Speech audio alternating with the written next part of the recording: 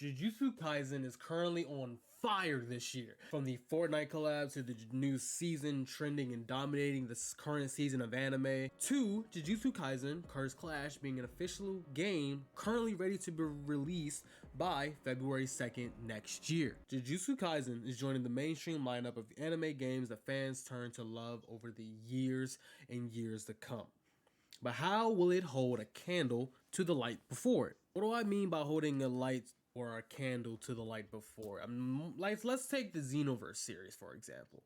My Hero One's Justice 2, or more famously, the Naruto Ultimate Ninja Storm 2 series. Speaking of, Naruto Ultimate Ninja Storm Connections is right around the corner in February. Not gonna lie, it's turning heads this year, especially mine. I was really heavy on not buying another Ultimate Ninja Storm game, but then I saw what they were doing with this one, and then at the same time I was like, low key, it might be fire. And I think of the fact that me not playing it for a while is probably what's going to get me back into it. Like I said, you got Naruto Storm Connections and Jujutsu Kaisen Cursed Clash for all you anime fans out there. Rookies, veterans, returning players, everyone is lining up to play this. There is one difference between these two games though. One is a well-established years and years of evolution and technology that has came to home consoles for all fans to enjoy, in that the fans were a part of making. The other is a well-deserved anime to game adaptation that fans are going to be wanting. But I will say this game also cannot live in the shadow of those before it. Cursed Clash will succeed. I'm going to say that right now, it will succeed. But it cannot succeed, and it will succeed as not being a reskin copy of other anime games. What do a lot of these games have in common?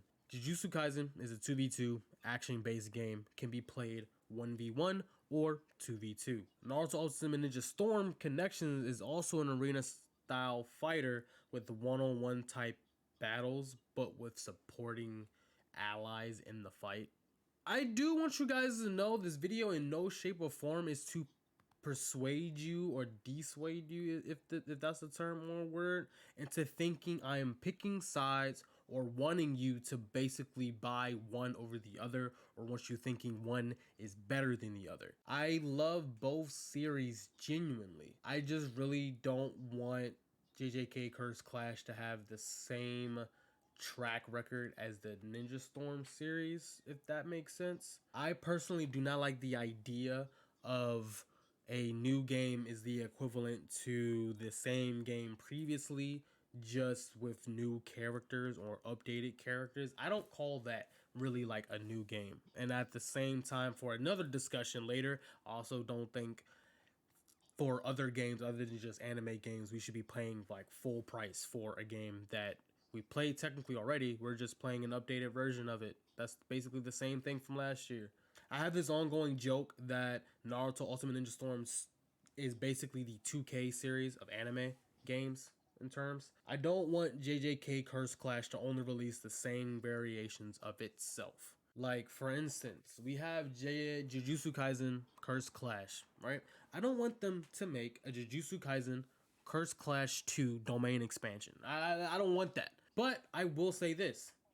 I know making games is not easy at all. I know that is not easy at all. That is not just something you could just wake up and just boom, everything you exactly wanted is right there. So, I get it. I understand.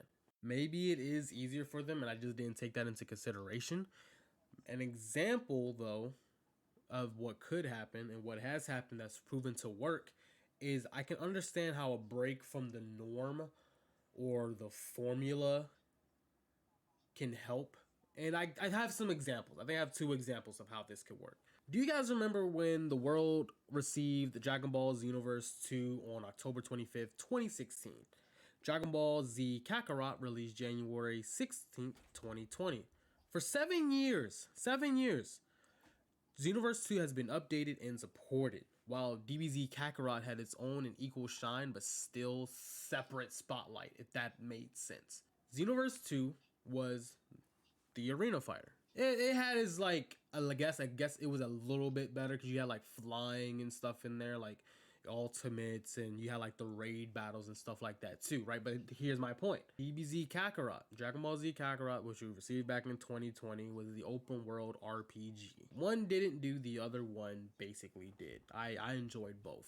Naruto Shippuden Ultimate Ninja Storm 4 released February 4th, 2016, with Road to Boruto, I believe, coming out in August 2017. 12 months later, in August 2018, Naruto the Boruto Shinobi Striker was born. Two totally different games, equally enjoyed by the community.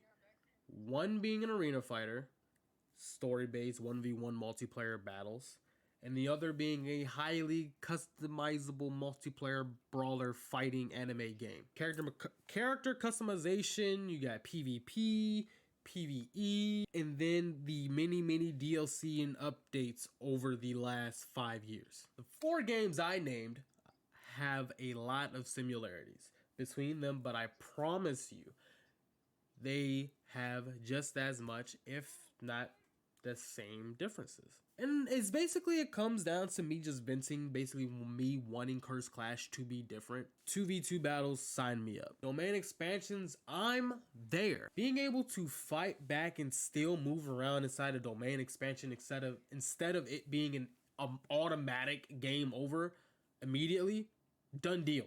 I just really wanted to voice my opinion on the topic, and I'm actually glad you made it through the end, all the way to the end of the video. My name has and always will be Audie. Drop a like, but more importantly, let me know what you think down below in the comments. Comment what you think about JJK, Cursed Clash, and other anime games. Like I'm saying, I know Jujutsu Kaisen Cursed Clash is not the same as Naruto Ultimate Ninja Storm, any of the games, the entire series, right? I just don't want Cursed Clash to have the same track record as every other anime game that has come before it. That's all. And I know that might not seem like we don't have a lot of anime games anyway, but the ones we do have are reskins of themselves, and I don't want that, right? My Hero 1's Justice can't really do much with My Hero 1's Justice because it's basically, like I was saying, the same game, just updated characters. So, if anybody understands what I'm saying, let me know. And let me know what you guys think. I'm respectable. I can understand your opinion, and I understand the opinions and opinion. But, love you all. Peace out.